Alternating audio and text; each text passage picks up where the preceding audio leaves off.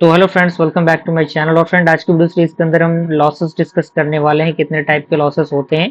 तो B triple E का काफी इंपॉर्टेंट टॉपिक है ये, तो बी ट्रिपल ई के प्लेलिस्ट को जरूर एक्सेस कर लीजिएगा ताकि जो भी वीडियोस हैं उसी प्लेलिस्ट के अंदर ऐड हो रही हैं। तो आइए स्टार्ट करते हैं। पॉइंट कह रहा है कि there are mainly two types of losses occurs under loaded condition in transformer bridge, यानी मेनली दो टाइप के जो लॉसेस होते हैं वो अकर होते हैं ट्रांसफॉर्मर के अंदर, जिसमें आपका आता है कोर लॉसेस और दूसरा आपका आता है कॉपर लॉसेस। तो कोर लॉस जिसे हम लोग आयरन लॉस कहते हैं, तो यहाँ पे कह रहा है कि core losses occurs in the magnetic core of the transformer, यानी जो कोर लॉस होता है वो किसके अंदर ऑकर होता है, मैग्नेटिक कोर के अंदर, उस ट्रांसफार्मर के अंदर ऑकर होता है। अब यहाँ पॉइंट कह रहा है कि it include hysteresis and eddy current losses, यानी ये इंक्लूड करता है हाइस्ट्रेसिस और ईडी करंट लॉसेस को। और अगला पॉइंट कह रहा है कि core loss is found from the open circuit test, यानी जो कोर लॉस है उसको हम लोग ओपन सर्किट टेस्ट के अकॉर्डिंग फाइंड कर सकते हैं।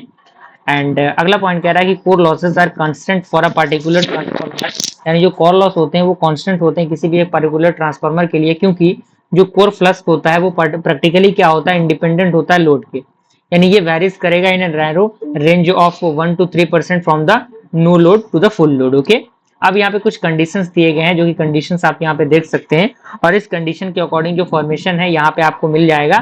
तो आप इस कंडीशन को बस पढ़ लीजिए, और इसके पढ़ने के बाद आपके सामने जो एक्सप्रेशन ये दिख रहा है formula, V H is equal to new into B का पावर एन, और बेस में आपका एम मैक्स है।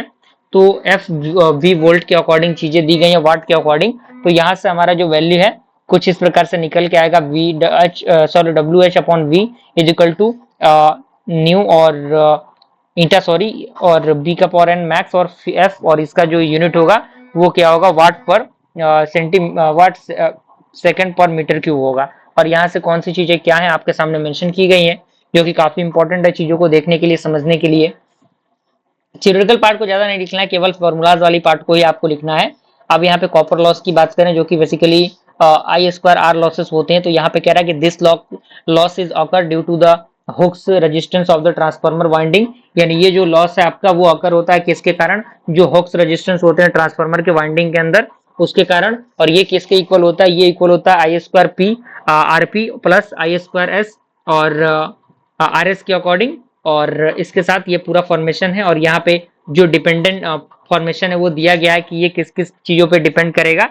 तो आपके सामने इनका डिपेंडेंस प्रोसेस दिया हुआ है, आप यहाँ पे देखिए, इसके सामने यहाँ पे पूरा फंडामेंटल दिया हुआ है, किस वजह से वो चीजें डिक्रीज होती हैं, इंक्रीज होती हैं, और किस वजह से रिड्यूस करेंगे हम लोग। तो यहाँ पे आपके सामने वो सारे फंडामेंटल्स और सारे पॉइंट्स दिए गए हैं। तो आई होप यहाँ तक पूरा प्रोसेस समझ में आ गया होगा।